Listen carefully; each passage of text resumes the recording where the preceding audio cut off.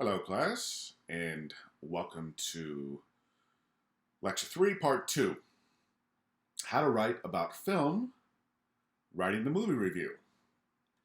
So as you know, one of your goals for this class, one of your objects, is to learn how to write a movie review so that you can engage in the massive amount of movie reviewing that goes on in the world, especially online. I have a lot of experience with movie reviewing. I've done it professionally, and I've done it at the college level. I was the reviewer for my college paper when I was at Arizona State. So I do have a lot of experience with this, and you're welcome to check out some of my reviewing on my portfolio, which is linked to the course site. So what is a film review exactly?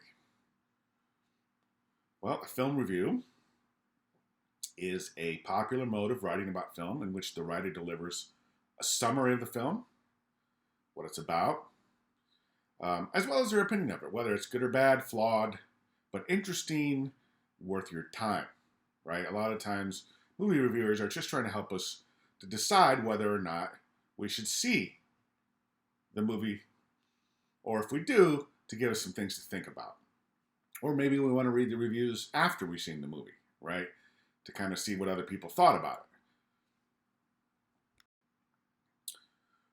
So one of the reasons why movie reviewing remains so popular and why so many amateur and professional writers want to write them, and if you want to get an idea of just how many are out there, just go to Rotten Tomatoes and look up any big movie that's come out in the last 15 years, and you'll see, 250 reviews that have been aggregated. English language reviews. Of course, there are other reviews being done in other languages. But there are a lot of professional critics at different publications and sites, and there are a lot of amateur critics, a lot of blogs. And it's not uncommon, and if you love to write and you want to get an audience, it's not uncommon for amateur writers and bloggers to make the leap into professional reviewing. The thing is, you just have to have some movies reviewed and have a portfolio of your work so that you can show somebody. So one of the reasons why reviews are so popular and writing about movies is so popular is because movies themselves are such an important part of our society and culture, right? And television. And writing about them is an effective way of engaging in a dialogue about what's going on, what's important at a given moment, and how our art and media reflects or comments upon it. So examples might include Promising Young Woman, right?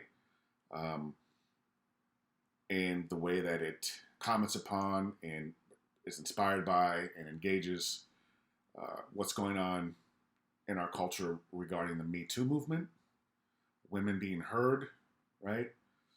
About their sexual harassment, sexual abuse. And then Judas and the Black Messiah is even though it's set in the past, you'd be hard-pressed to watch that and not recognize that it's showing that the police violence against African Americans is historical and that it continues to this day. And so the movie is definitely making a comment on contemporary society as much as it is documenting the past. So where can we find film reviews? Well, pretty much everywhere where we can find writing. Film review sites such as Rotten Tomatoes and Metacritic, which aggregate reviews. In other words, bring together collections of reviews so you can see what critics have said en masse about a particular film or TV show. YouTube. Video reviews are very, very popular. There's a lot of amateur video reviewing online, and a lot of these reviews are written first. I've written for a couple of different outlets, Looper.com and Studio Binder, both of which would have us write articles and then they would transform them into video essays, video reviews. So there would be both versions available. And then you can go to the individual publications. Of course, you can go to Rotten Tomatoes and find everything, but if you go to pretty much any newspaper or magazine, unless it's really a specialty thing like Home and Gardens or whatever, you'll find a review section. these publications have historically been in the review business pretty much since the inception of cinema, more than 100 years ago. Blogs we talked about, and then traditional media, magazines, newspapers, and TV. There's not as much of that as there used to be, just because there's not as much traditional media. But certainly it exists, right? And TV reviewing used to be a lot more popular. Roger Ebert and Gene Siskel had a very popular show that was on for decades, and they were very influential critics on TV. Okay, so now that we've talked about the purpose of reviews and where you can find them, let's start getting into how to write them. So, as we discussed in the previous lecture, movie reviews are a combination of both descriptive and evaluative writing. Your job in writing a movie review is to accurately inform and try to persuade. So, on Metacritic, you can get a very basic information about Godzilla vs. Kong, right? Describing the movie. You got the title, you got the year of release, 2021, the Metascore, which is mixed or average reviews based on 55 film critics, 60, which is, not that great, but it's not horrible either. And then the user score, which is a little higher. Generally favorable reviews based on 332 ratings of quote-unquote regular people, right? Non-professional critics. And you'll find for a lot of big movies, audiences tend to like them a little bit better than critics who are, whose job it is to be a little bit harder on these movies and sort of demand a little bit more out of them in terms of, originality and bringing something fresh. So another reminder from the last lesson, descriptive writing is the first essential component in all writing about film. You have to be able to describe a film before you can say anything evaluative or interpretative about it, right? Never assume that your reader knows what you mean or what you're talking about. Always clearly explain. Clearly and efficiently. That doesn't mean go on forever, right?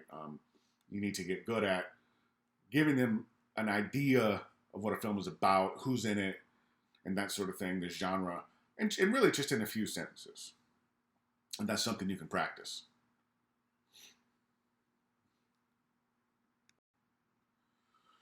Okay, so elements of a movie review.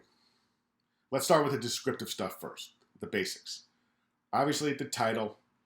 When you list the name of a movie in any kind of writing, you always put in italics. And the genre. What kind of movie is it? This is a big thing that viewers want to know, because a lot of people won't see movies in genres they don't care for. So they should know high up in the review whether or not it's science fiction, it's romantic comedy, it's a western, or whatever, or if it's some combination, which is very common. The director, always list the director's name high up in a review. Maybe the writer, especially if it's the same person. And then, your primary actors. And then any important background info, right? So, anybody who's reviewing Zack Snyder's Justice League, for example, would mention something about the circumstances of the production, because that's important to what ended up on the screen. We know that Snyder was making the movie. His daughter died. He quit the movie. It got taken over by another director who finished it and was not Snyder's vision. Fans didn't love it. And so there was this huge push from fans to get the movie made that Zack Snyder wanted to make in the first place. And HBO Max decided they'd go ahead with that because it was a great branding opportunity for them, because they were new and they could bring viewers. So they ponied up another $40 million for Snyder to basically do version 2.0 of the movie. So now, in the movie reviews, which is kind of short, you're not going to put all of that in there, right? But you do want to mention some of the highlights if the highlights were very important to the production. You might also mention if a film is based on a novel or a play, right? If you're writing a Fantastic Beasts review, of course you're going to mention that it's based on Harry Potter, right? And the original novels.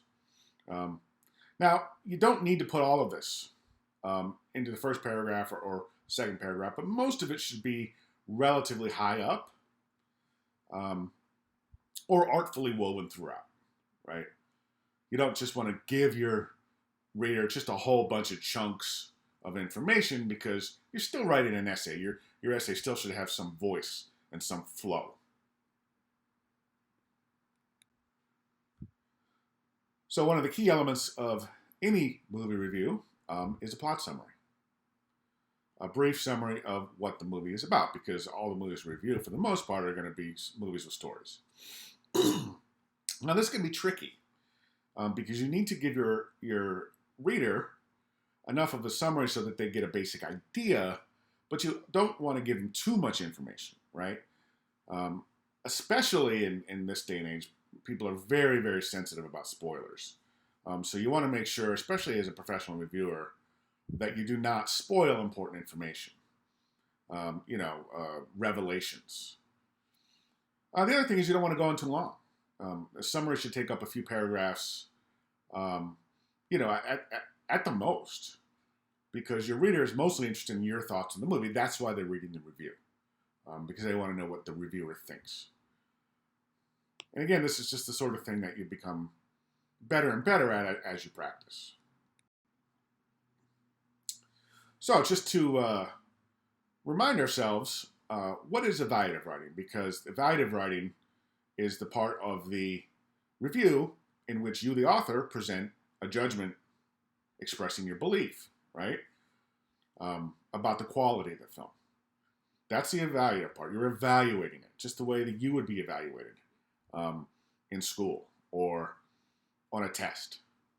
And that's why sometimes reviewers simply give grades, A, B, or C. It's kind of like a test, right? Did the movie pass? Well, I got a B minus. Does that make it worth your while? As a reader, you have to decide that, but the more criteria that the reviewer can give you, the better idea you have of whether or not you might be interested in seeing it. So you want to think about that as a writer, right? And remember we said a basic evaluative claim is something like The Dark Knight is a great film. But a stronger evaluative claim, which you want to aim for in your reviews, includes more reasons why the evaluation is positive or negative or mixed.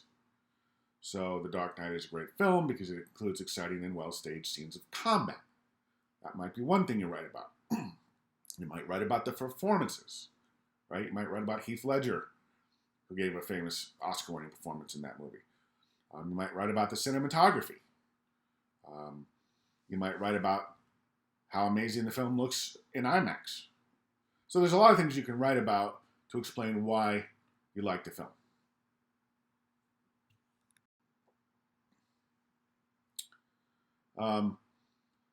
So it's also key to try to be impartial, to be as unbiased as possible.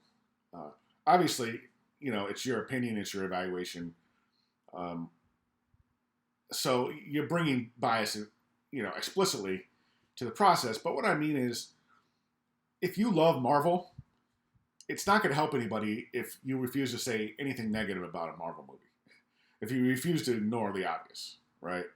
If you refuse to admit the obvious. So it's important that you give analysis of both what works and what doesn't. And you don't have to cover every element. Just give a few ideas, a few examples for your reader. And among the many things you can discuss, how well the story is being told, how interesting the characters are. Is the dialogue punchy or is it bland? Is it cliched or generic? The structure, does the movie have an interesting structure? Are there a lot of flashbacks? Is it confusing? Pacing, that's a really important thing, right? Is it slow? Is it fast? The mood, is it creepy if it's a horror film, or is it not creepy enough? Tone, right? Is it a satire? Is it over serious when it should be funny? Use of humor. Readers love humor even in films that aren't comedies. Use of violence. So, I love John Wick, for example, but when I write about John Wick, um, I try to mention that there's a lot of gun violence in it, and that might really concern or even traumatize some viewers, especially given the amount of gun violence in our society. So um, that's me being careful of and sensitive to what my readers might object to, right?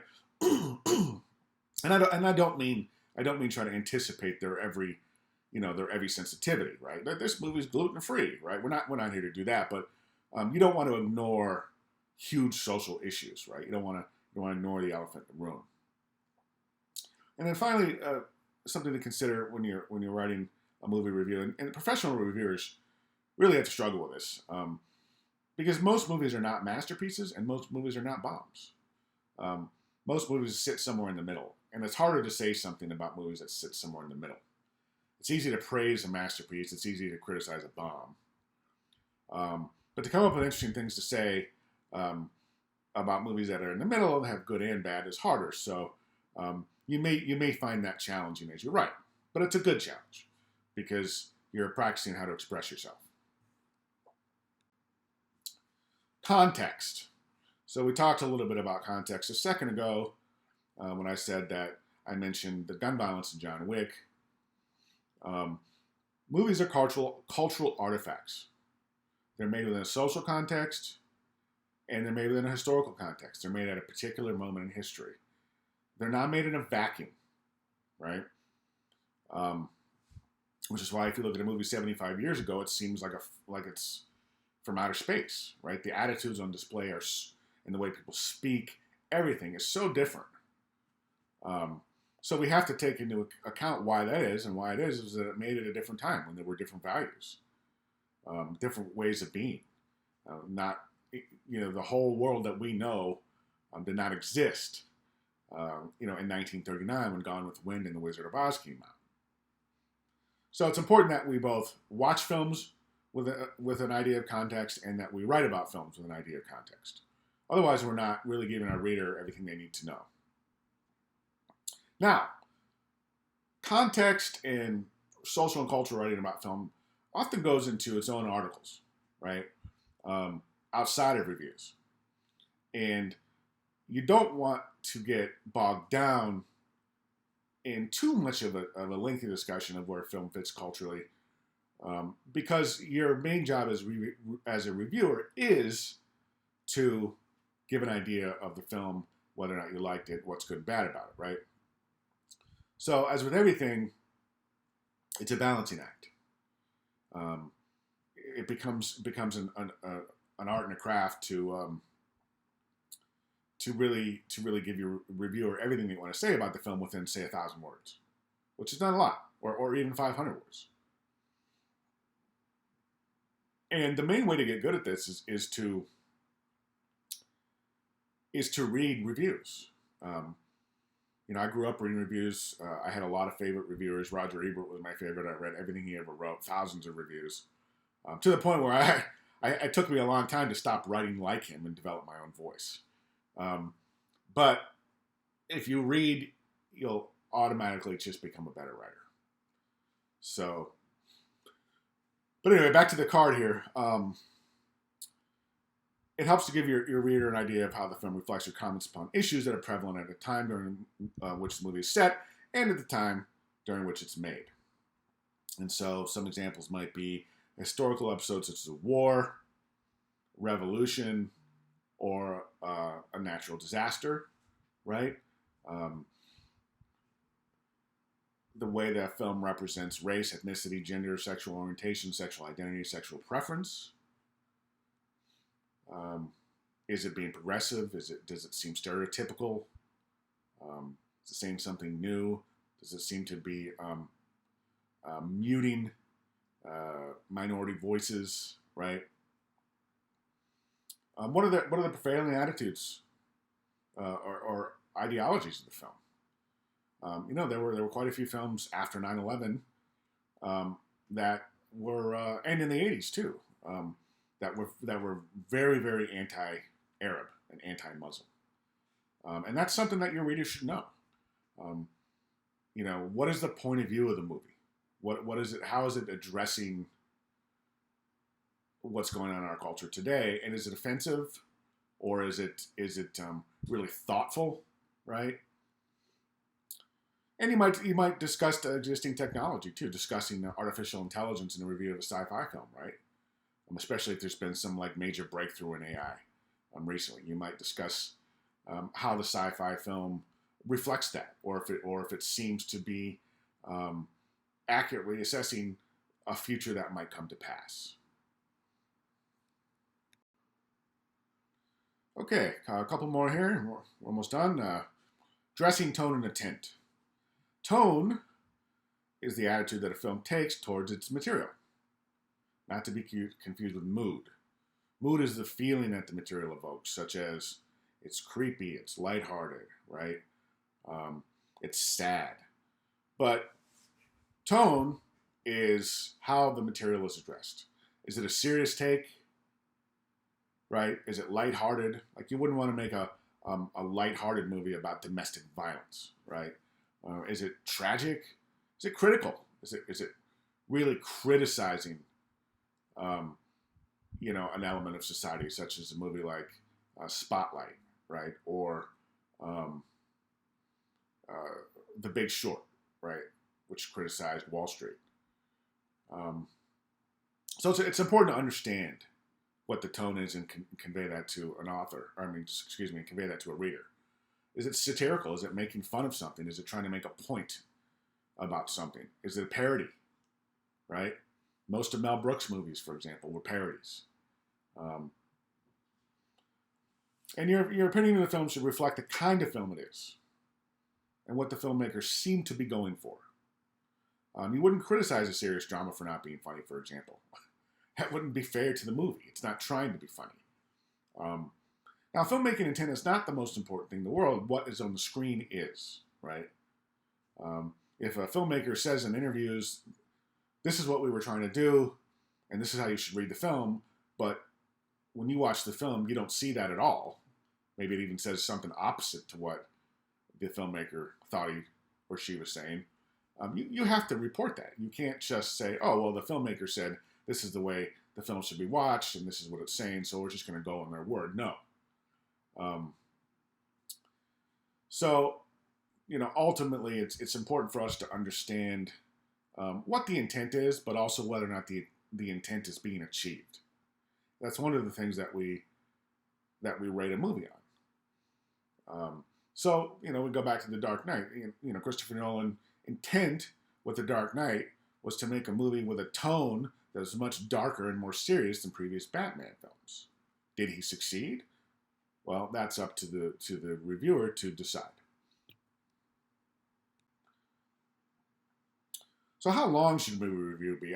In your assignment, I think I've asked you to write like between 700 and 1,200 words, and I think that's probably about the length of a professional review for the most part. Obviously, in the age of the internet, you don't have to worry about word length like they used to have to in the printing press days, because it doesn't cost extra for extra words. But still, everything has its form. And the form of a movie review is that it's relatively short. Now, some critics, such as Pauline Kael, the famous New Yorker critic, were famous for long reviews, right? But as a general rule, reviews should be relatively brief. Because ultimately, you don't want to be completely exhaustive. What you want to do is you want to whet your viewer's appetite. You want to whet the reader's appetite to want to see the film or to stay away from it. You don't want to try to recreate the entire experience. And then last, but definitely not least, you are an important element of a movie review. What do I mean by that? Well, movie reviewing is a looser kind of writing than critical analysis or interpretive analysis, because going to the movies is a casual activity for most people, right? It's an activity that they often choose because they want to turn their brain off, and they want a lighthearted take on what they might be going to see. They want a breezy take sometimes. And they like humor. If a movie's bad, make fun of it, right? Don't be afraid to inject your personality. There's so much writing in the world, right? And there's so many writers, you know, wrestling for a seat at the table and for a readership. Ultimately, the way that you're going to get a readership is if you allow your voice to come through. And so that's the most important thing. And again, it's just learning your own voice through lots of practice. So that is our lecture on the elements of a movie review. Now go ahead and go write one.